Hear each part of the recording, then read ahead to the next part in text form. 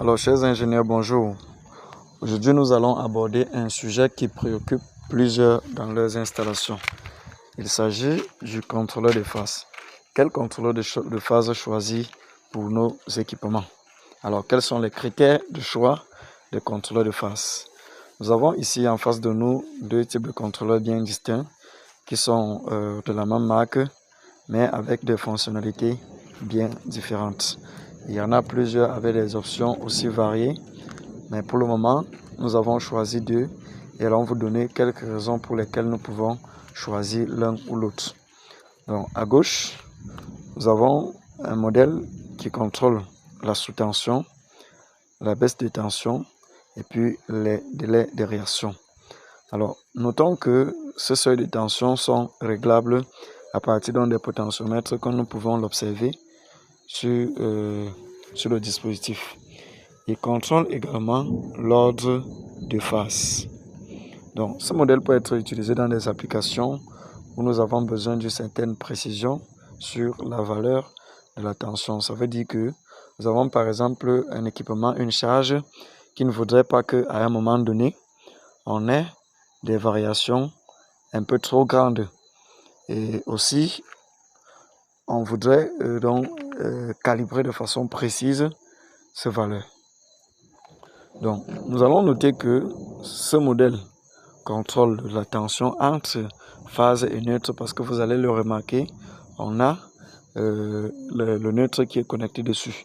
On a le neutre qui a été prévu sur ce modèle parce qu'il y en a d'autres modèles qui ne prennent que 3 phases. Maintenant, à droite, nous avons un second que nous pouvons apercevoir les délais de réarmement après défaut et puis le délai le délai d'attente après mise sous tension et puis la symétrie. Donc ce modèle a une certaine particularité, c'est que ces seuils de tension ne sont pas réglables. En consultant le manuel, on constate que sa plage de tension sa plage de contrôle est comprise entre 140 et 320 volts monophasés. Donc si vous avez une charge qui peut s'alimenter en dessous de 140 volts, alors ce modèle n'est pas conseillé. Par contre, il a une fonctionnalité appelée l'asymétrie qui est très importante dans certaines applications.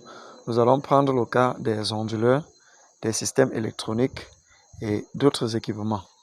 Donc très souvent, nous allons nous rendre compte que sur un réseau, comme c'est souvent le cas chez Eneo, ici au Cameroun, on a souvent constaté des cas où on a une tension, une phase par rapport au neutre qui est à 200, une seconde qui est à 250 et l'autre qui est même à 110 volts.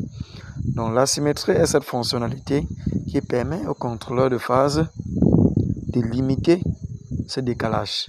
Ça veut dire que la phase est présente, l'ordre est bon, mais la différence entre les phases est très grande ou alors n'est pas admissible. Je vais prendre le cas, si nous choisissons par exemple un pourcentage de 10. Donc si les valeurs entre les phases sont différentes de plus ou moins 10%, alors notre dispositif ne laissera pas passer, ne fermera pas son relais. Parce que nous allons noter que lorsque la tension est bonne, ce dispositif doit fermer un relais, c'est un relais d'asservissement qui peut permettre de connecter, de commander un circuit de puissance comme un contact.